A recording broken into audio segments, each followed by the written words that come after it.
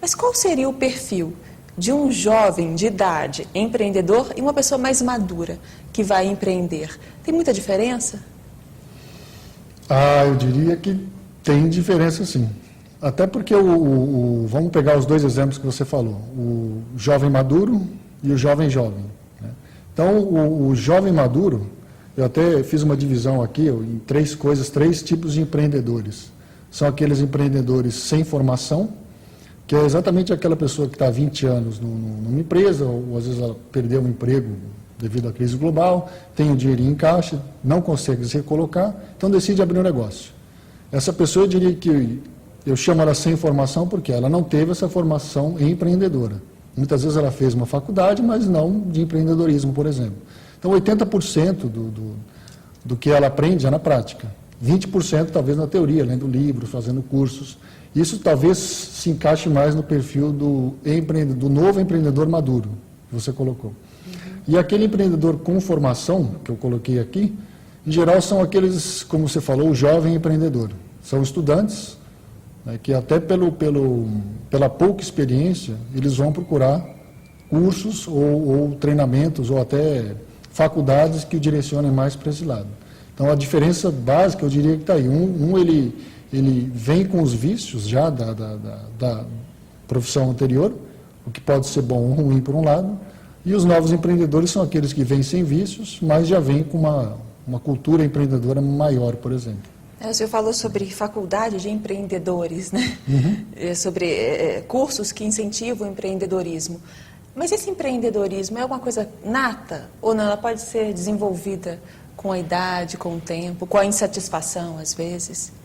Hoje as faculdades, eu já sou formado já há algum tempo. Então, quando eu estudava, eu estudei administração, na faculdade nós não tínhamos essa cadeira de empreendedorismo, né? Porque o sonho de todos era entrar numa grande empresa e seguir uma carreira. Hoje as faculdades começam a se preocupar um pouco mais com o empreendedorismo. Então, por exemplo, no próprio Mackenzie, no qual eu leciono, já existem algumas cadeiras voltadas para criar esse pensamento empreendedor nos alunos. Mas mesmo assim, ainda eu vejo que facilmente mais de 90% ainda está lá procurando um emprego, procurando uma colocação. É enraizado, né? O jovem é muito pragmático ainda. Eu acho que talvez venha até da própria formação da pessoa, né? A vida inteira ela viu o pai dele, né, naquele emprego. Olha, filho, você tem que estudar para arrumar um bom emprego. Então, é o que você falou, aquilo enraiza na pessoa de uma tal maneira que...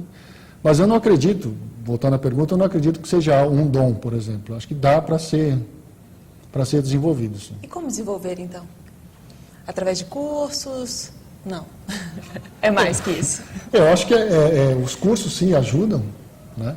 Mas acho que vai muito mais para a parte de atitudes, né? A pessoa ela tem que trabalhar muito essa parte mais a parte comportamental. E isso é que, por exemplo, os cursos ajudam a pessoa a aprender a tomar riscos, aprender a ser o dono do próprio projeto, né? Olhar o todo em vez de parte. Então são algumas dicas nas disciplinas que vão formando aí a pessoa. Na verdade, a pessoa tem que reparar também na própria personalidade, Perfeito. né? Aqueles 3 itens que o senhor mencionou. Tem que ser questionador, persistente, visionário. Se a pessoa não for assim, não tiver segurança para aguentar sozinho, é melhor continuar onde é que está, sendo funcionário. De repente, uma carreira muito boa, né? Sem dúvida.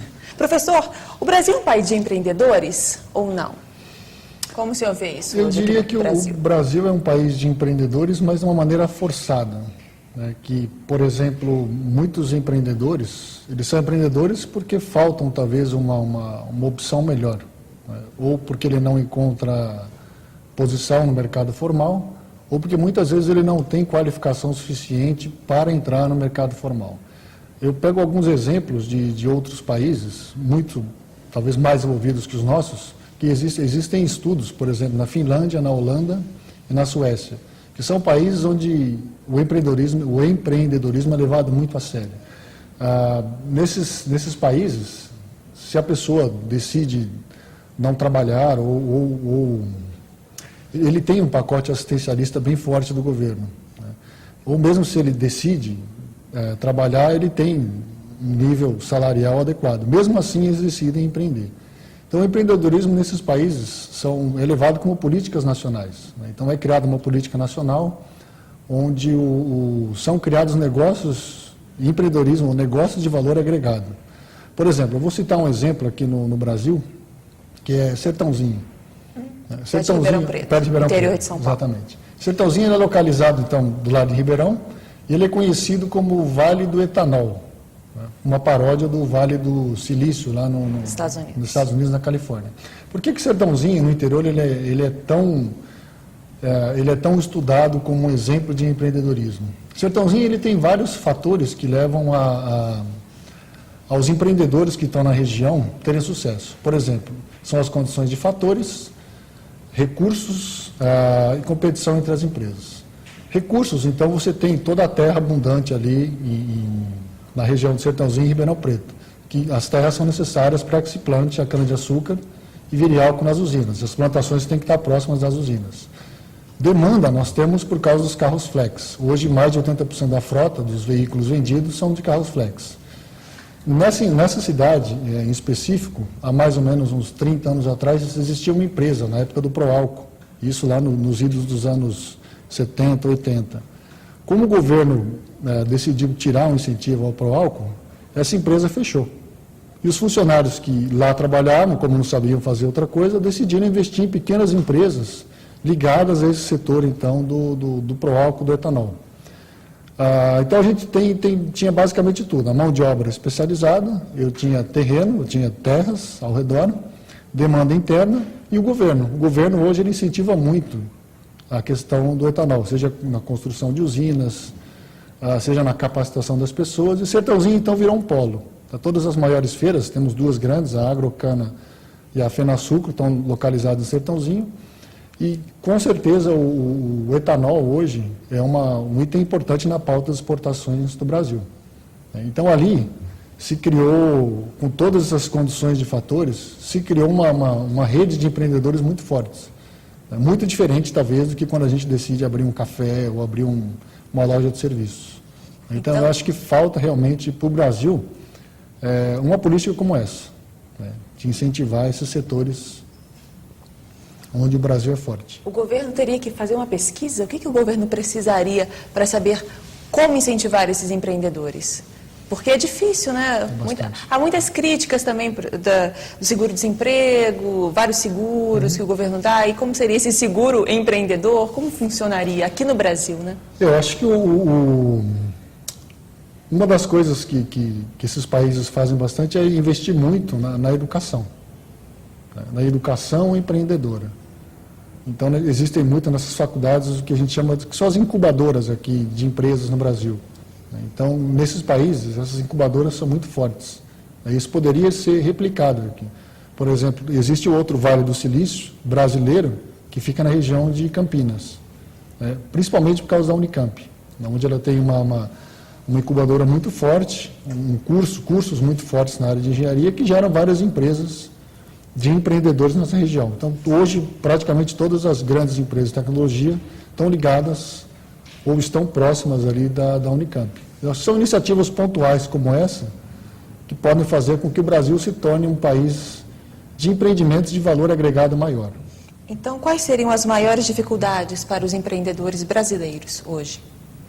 Hoje, eu acho que além do que a gente já comentou, que seriam os próprios dificuldades com o negócio, eu viria a carga tributária e burocracia.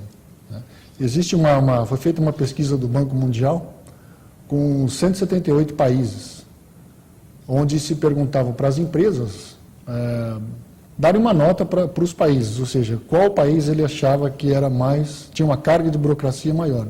E o Brasil ele ficou numa posição bastante honrosa, 122ª colocação, de 178.